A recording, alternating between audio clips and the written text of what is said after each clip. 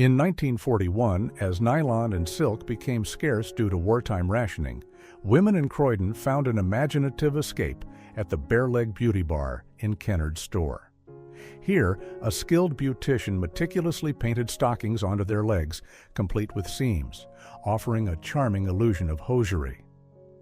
This wartime beauty hack became more than just a fashion fix.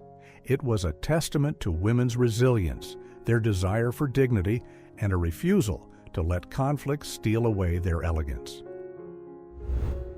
In 1914, women gathered at the Blackheath Road Evening Institute in London to learn typewriting, a skill becoming increasingly important in office work. Rows of typewriters clicked under the students' fingers as they prepared for jobs in growing administrative sectors. These classes provided women with new career opportunities in a time when office technology was reshaping workplaces. In 1913, at the Highland Park plant in Michigan, workers pieced together the legendary Model T Ford, a car that brought mobility to millions of Americans. Henry Ford's assembly line turned car manufacturing into an efficient and affordable process, allowing families across the country to own their first automobile. In 1915, 7 Texas Rangers gathered at a lounge bar in Waco, Texas, raising their beer bottles in a toast to the camera.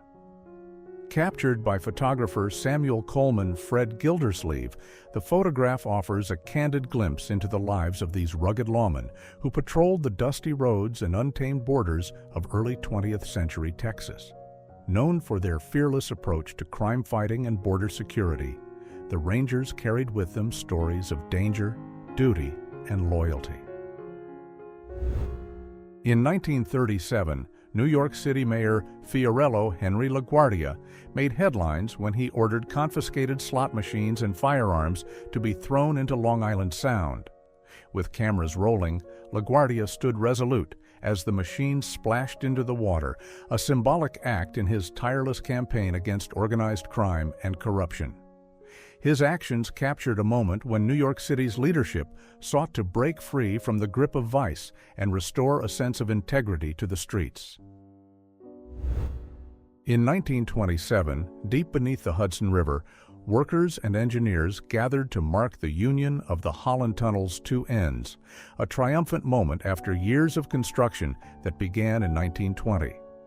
Designed by architect Clifford Milburn Holland, this tunnel became the first underwater roadway for vehicles in the United States.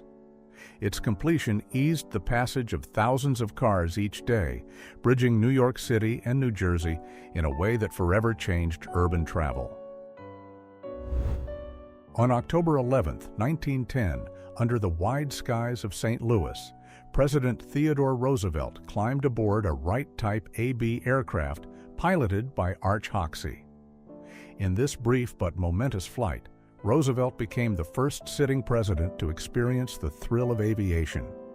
The roar of the engine and the open skies symbolized a future where flight would become an integral part of American life, bridging distances and reshaping the nation's connection with the world. In 1952, using his revolutionary Rapatronic camera, Harold Eugene Edgerton captured the fleeting moment of a nuclear explosion with a shutter speed of 100 millionths of a second. In a single frozen frame, the camera revealed details of the blast invisible to the naked eye, offering scientists a window into the immense forces at play. On July 28, 1945, heavy fog hung over New York City as a Boeing B-25 Mitchell bomber crashed into the 79th floor of the Empire State Building. The collision claimed the lives of 14 people, including 3 crew members, and caused significant damage to the structure. Despite the destruction and fire, the Empire State Building remained intact and continued to dominate the city skyline, standing tall through one of its most challenging moments. In 1942, as World War II raged on, a Boeing bomber plant in Seattle was transformed into what appeared to be a quiet residential neighborhood. Rooftops were painted to look like homes, trees were carefully designed, and the entire facility blended into the surrounding landscape. This creative camouflage effort was a testament to the ingenuity and determination of American industry, ensuring vital aircraft production continued without drawing the attention of enemy bombers. In 1935, the sleek and powerful Bluebird roared across the salt flats, reaching an astonishing speed of 301.129 miles per hour. At the wheel sat Sir Malcolm Campbell, his steely determination matched only by the engineering brilliance of his machine. In 1932, a crowd of 28 people climbed atop a DKW F-8 to prove the strength of its wooden body. It was a daring spectacle, showcasing an era when innovation pushed the boundaries of conventional automotive design. With its lightweight yet resilient wooden frame, the DKW F-8 stood firm under the collective weight, offering a testament to both clever engineering and the adventurous spirit of early 20th century automobile makers. In January 1939, 28 students sat together in a one-room schoolhouse at LaForge Farms, Missouri, their voices and laughter filling the modest space.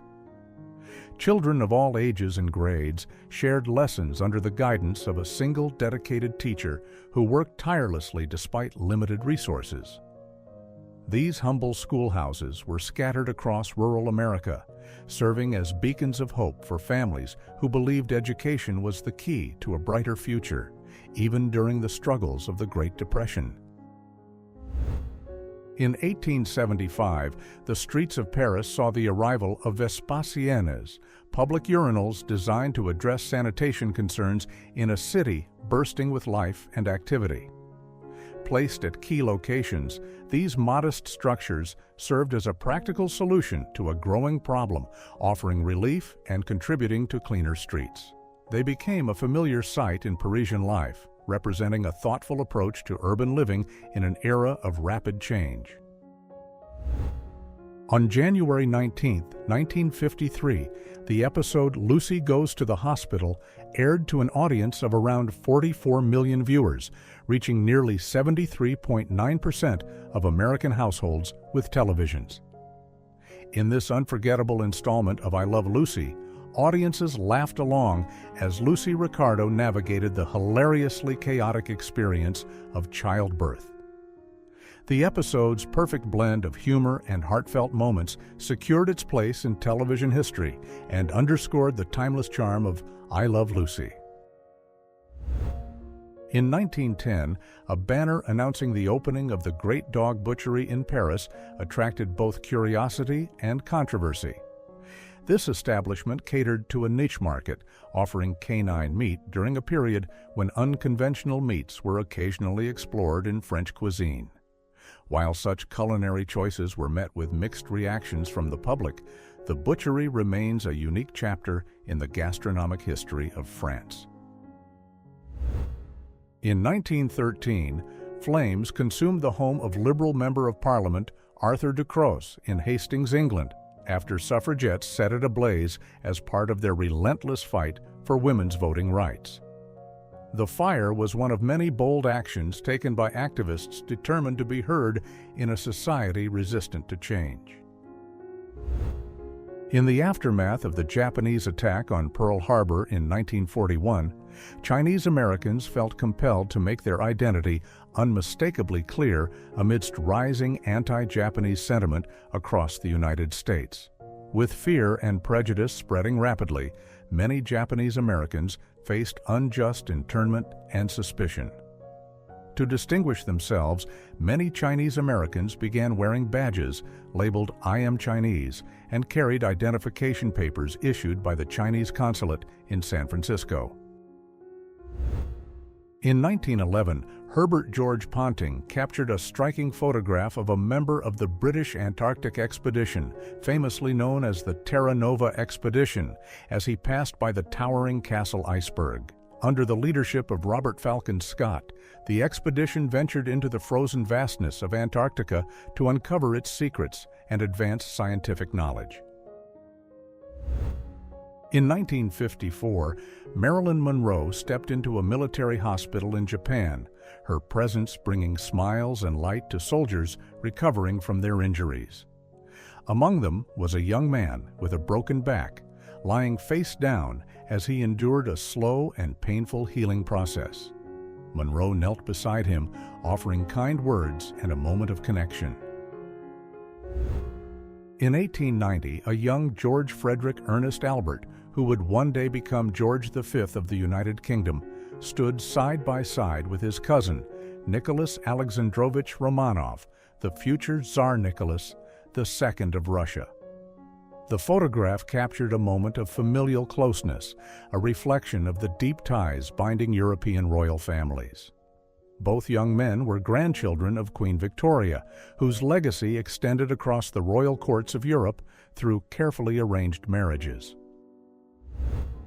In 1944, amidst the brutal fighting on Saipan, a United States Marine was caught on film at the precise moment shrapnel from a Japanese mortar shell struck him. The photograph, blurred by the shockwave of the explosion, captures a raw and haunting fragment of war. In that single frame lies the chaos, danger, and sacrifice of those who fought in the Pacific Theater, where every battle was a step toward the liberation of the Mariana Islands. On January 28, 1945, deep in the snowy forests of the Ardennes region in Belgium, Allied soldiers donned winter camouflage and guided sleds loaded with ammunition, food, and equipment to the front lines. In the biting cold and heavy snow, these sleds became lifelines, carrying supplies where trucks and traditional transport could not reach. Around 1875, Mr. Owen was the town bell ringer in Llangollen, Wales, a role that connected him to the pulse of community life. Each ring of the bells marked time, signaled gatherings, and called neighbors to worship. On November 11, 1943, deep in the muddy fields of wartime Italy, United States soldiers struggled to free a jeep stuck in thick mud during the Italian campaign of World War II. The rain-soaked terrain and relentless weather tested both the equipment and the resilience of the troops.